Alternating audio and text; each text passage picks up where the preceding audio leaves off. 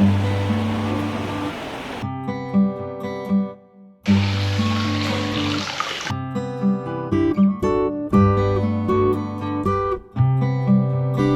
し。こんにちは、はみ肉チャンネルです。夜の渋温泉を歩いてみましょう。開湯1300年の古い歴史を持つ渋温泉。戦国時代には武田信玄の隠し湯の一つでした。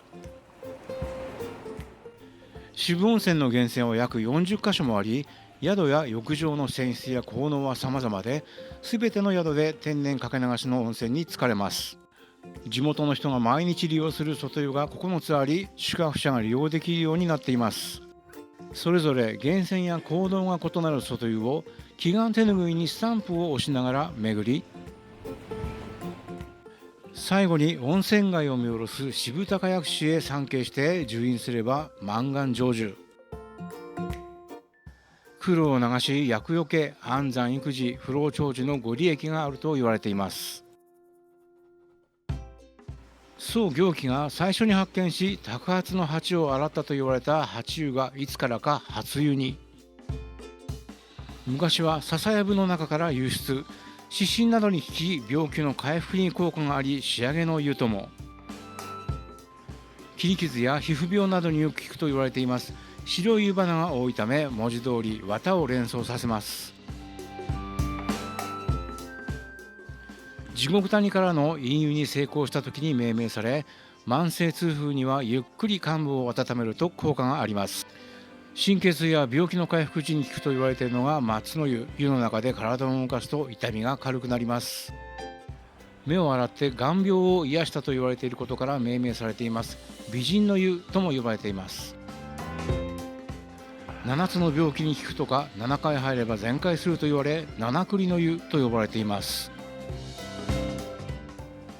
源泉は裏山の新名山から湧出し、昔は滝のような渡せ湯で疲れを癒したところから命名されています。渋温泉を代表する天下の名湯。ここは外来者が入浴できる唯一の外湯です。厚めで硫黄の香りがぶわっとするいいお湯でした。9つ全部回るのは結構しんどそうですが、ご利益があるならばと頑張ってしまいそう。宿泊して挑戦してみたいですね。渋温泉には多くの旅館が営業していますが、有名なのはやはりここ金具屋さん。こんな写真を撮ろうとやってきましたが、今日はお休み、静まり返ってます。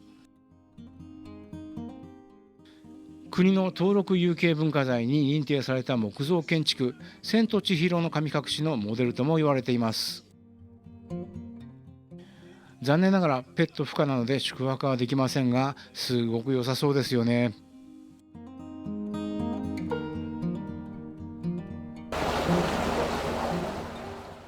温泉街を歩いていくと、そこにも素敵な宿がたくさんありました。ここの2軒はペット可能らしいです。今度確認して宿泊してみようかな。大丈夫って書いてあった、ホームページにも。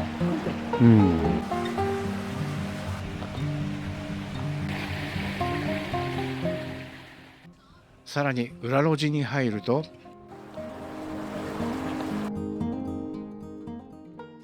細い路地を抜けたところにまたお宿があったり、元の道に不意に戻ったり、迷宮に迷い込んだよう。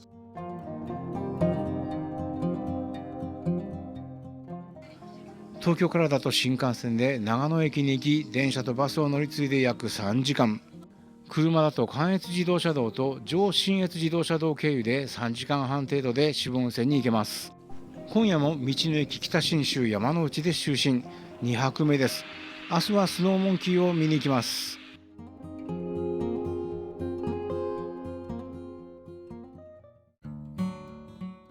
スノーモンキーの場所へのアクセスは、電車の場合、長野駅から長野電鉄の特急に乗り、湯田中駅まで50分、スノーモンキーパークまでバスで15分、バス停からまた歩いてスノーモンキーが住む場所に到着します。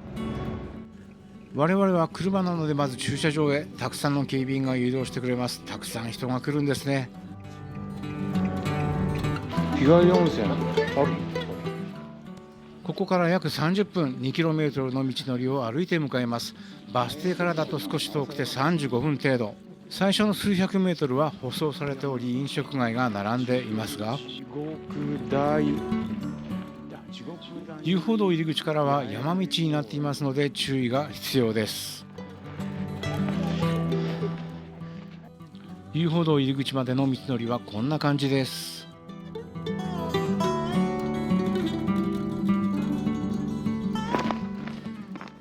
ここから先はご覧のような山道。冬場は凍結していますので軽アイゼンなどを持参した方が安心です。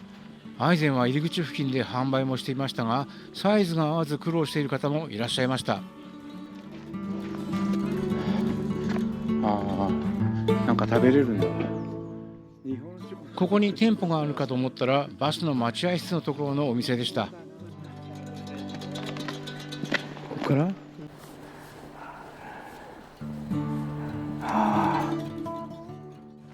用水路からほんのわずかに硫黄の匂いがします。猿の使った湯が流れてきてるのかな。日本カモシカもいるんですね。下に建物が見えてきた。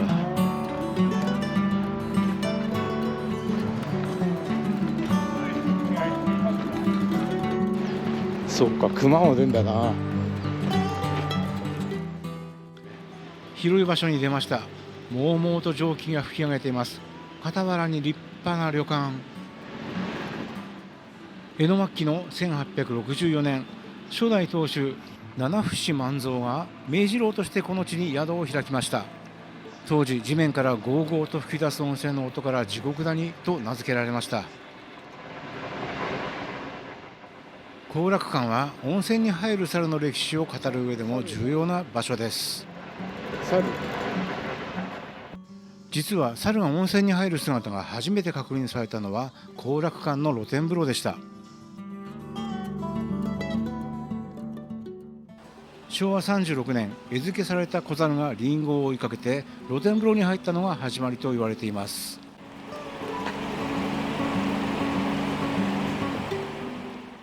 昭和39年には地獄谷野猿公園が設立され、温泉に入る猿スノーモンキーが世界中で知られるようになりました。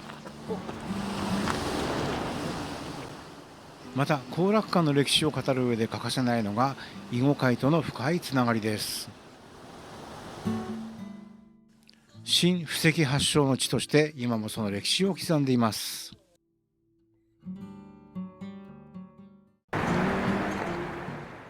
いよいよ園内に入っていきますが、最後の最後にちょっときつい階段を登っていきます。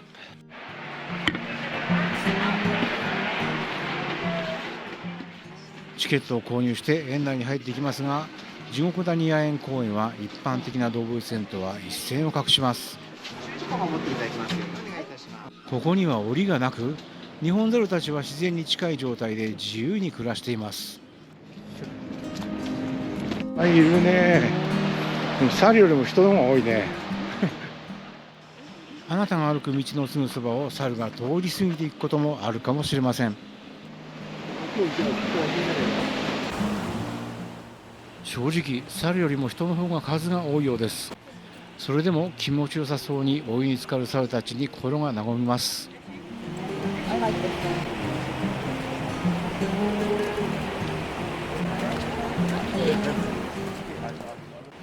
園内には多くの猿がおり、温泉場以外でも活動しています。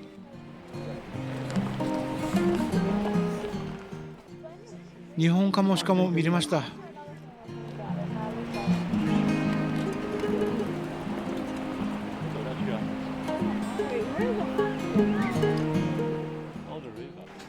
時間が経つにつれて人が増えていきます。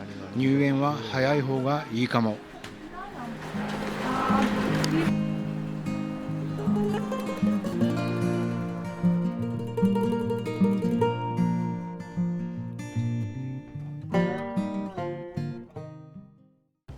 渋温泉に戻り、今度は湯田中温泉郷の方角へ歩いてみます。この時間は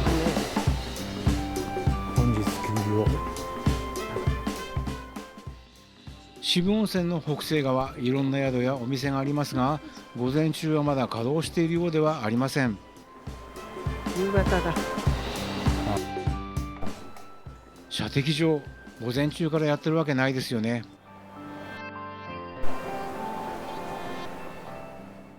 こういう温泉場があちこちにあります。宿泊者専用か地元限定で鍵がかかっていて入れません。鍵かかってるんだね、うんう全部。ん。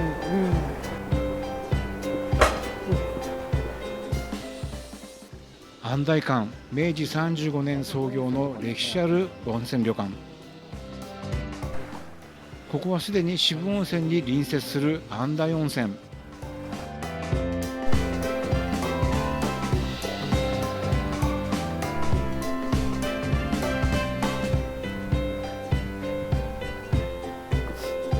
な。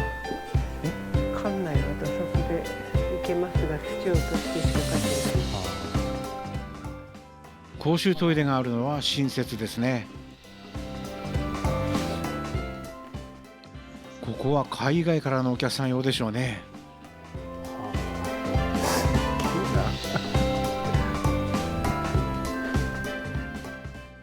2km ほど歩いて湯田中駅周辺まで来てしまいました。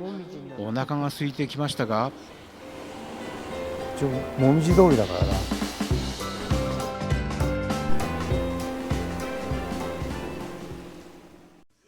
湯田中駅、長野電鉄の終点駅で、湯田中温泉や渋温泉、志賀高原の玄関口となる場所です。駅前に日帰り入浴ができる施設がありました。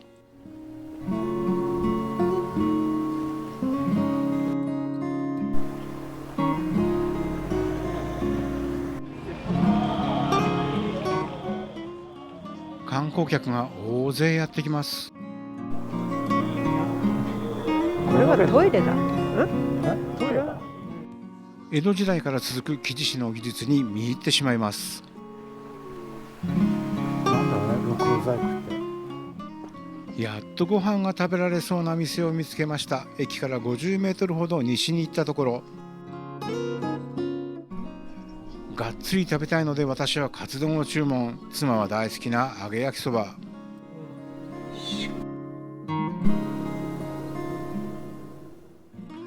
なんとソースカツ丼の卵とじ。ああ、この地域はこれがカツ丼なんですね。揚げ焼きそばも美味しいございました。後で見たら口コミがひどいことになってたけど、食べた感想としては美味しかったです。そうね、カツ丼。また 2km 歩いて帰ります。帰り道にも小さな湯屋がたくさんありました。この辺りは本当に温泉天国。あ、そう。洋上の湯かな。道の駅で休みましょう。一般道と高速道路の両方からアクセスできる地域と一体化した公園型の道の駅です。日が暮れてから到着して晩ご飯の食材を購入できました。君はやめてよ。あんちゃんの。渋温泉のマスカットの香りがする日本酒だそう。マスカットの香りしないな。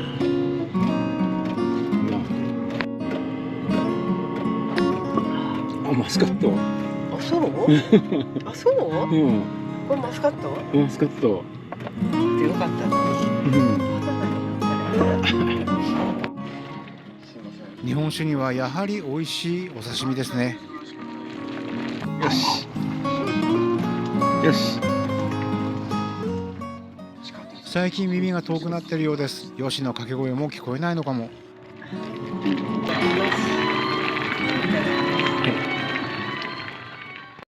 一生に一度は善光寺参りと言われる有名なお寺、近くなので寄っていきます。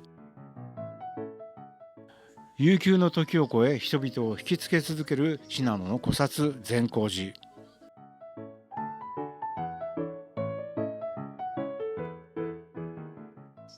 ここは宗派を問わず誰でも受け入れる懐の深いお寺として知られています。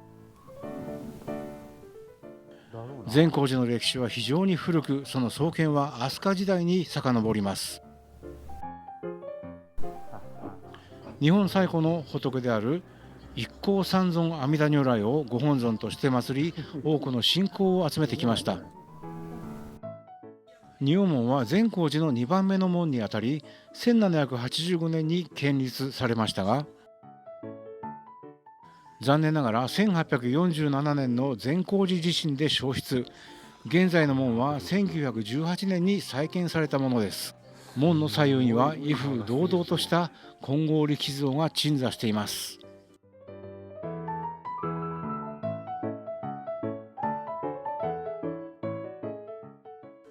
仁王門をくぐると、そこからが仲見世通り。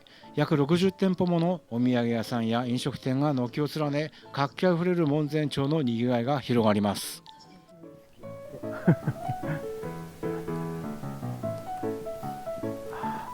漬物かな、あれ。漬物美味しそうだな。高菜売ってないかな。善光寺の聖域へと続く参道の中ほどに、ひときわ大きく威厳に満ちた姿でそびえ立つのが山門です。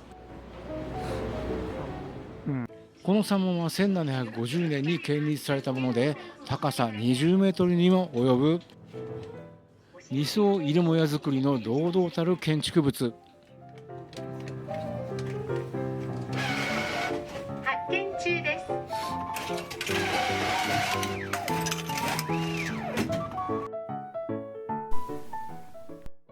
山門の籠城は拝観料を支払うことで入ることができます。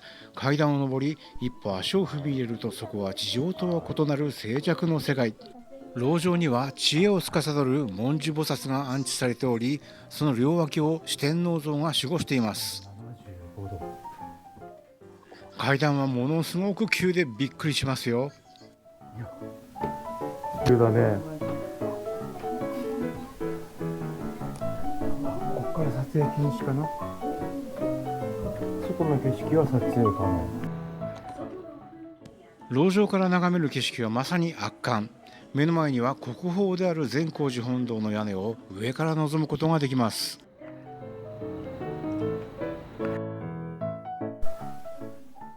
眼下にはここまで歩いてきた仲見世通りや長野市街が広がっています。町の喧騒から離れ、高い場所から見下ろす景色は心が洗われるようなすがすがしさを感じさせてくれます。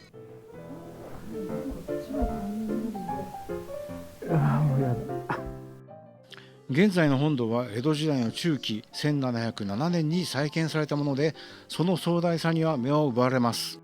本堂は国宝にも指定されている貴重な建物です。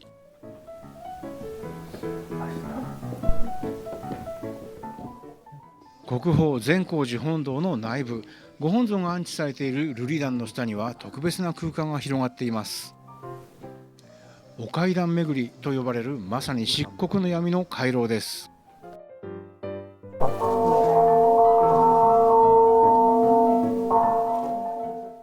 入り口から階段を下り数歩進むと、辺りは本当に何も見えない真っ暗闇の世界。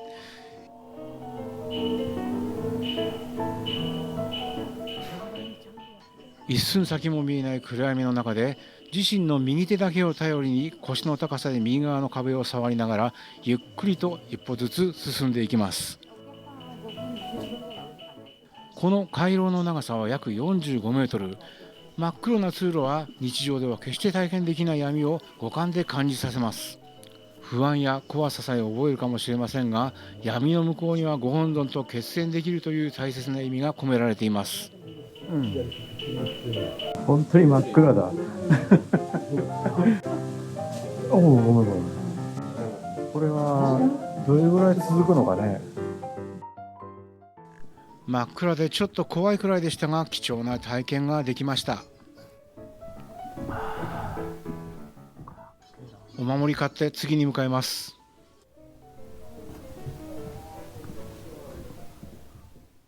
すごいお風呂を見つけてしまいました。写真撮影は一切禁止なので、ホームページの写真しかありません。とにかくお湯と雰囲気が最高です。8時から23時まで。本当に湯治で体を治したい人のための湯であり、この湯を頼りにしている方がいらっしゃいます。そしてこの湯にはそれだけの価値と力があるとオーナーはおっしゃっています。